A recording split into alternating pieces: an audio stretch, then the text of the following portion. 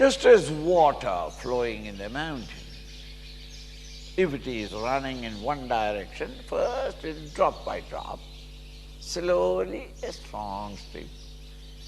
But within a few years, these water flowing slowly removes it and becomes deeper and deeper, a canal, a pool, as they call it here. And the pool, if you allow water to flow in, it takes away more and more the sand and becomes a rivulet. Allow the rivulet to go further. It becomes still deeper, deeper. Now, when it is flowing on the surface, a thin stream, you can control it, you can redirect it. But once it has become a gorge, cut deeper into it, you can do nothing about it. A sensuous thought. You encourage it a little more. Slowly, it cuts into your system until at last it becomes a gorge. A tendency becomes a vasana. The vasana becomes a samskara. Samskara becomes a character.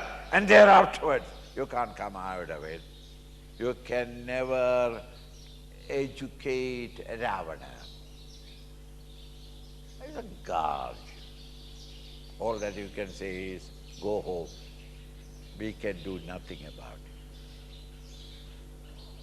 Why? It has become a character that is not his fault. He cannot think anything other than that life. A drunkard by evening 6 o'clock can think nothing in the world except his drink. It's called a character. It has become not only a tendency. It was a tendency before, a desire, a tendency. Then slowly became, I would like to get it if I can, but that's all. If I am not, it's all right. That is a tendency. There afterwards, without that I can't live. I must. A man may walk even 14 kilometers to get the drink. It becomes a part of his character. Thus, once the anusandhan, continuous contemplation upon the outer world, dhyayato vishayan pumsa, the same thing.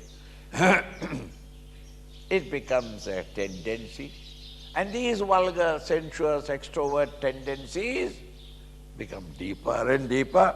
Adhikam. Therefore, jnatva, having understood this mechanism of your human personality, vivekaihi, those who have got the vivek, the discriminative power to discriminate between the unreal, the ever-changing, and the permanent, the eternal.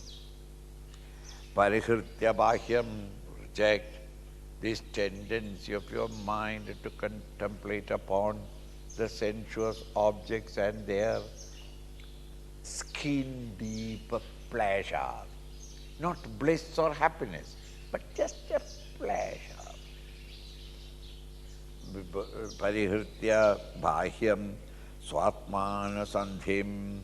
Turn your mind's attention to swa, your own atma anusandhim. Continuous contemplation upon the nature of the reality. Vidadhi, the nityam, consistently practice it, nityam, daily. Not Sunday religion. Hinduism is not Sunday religion. It is to transform your entire personality.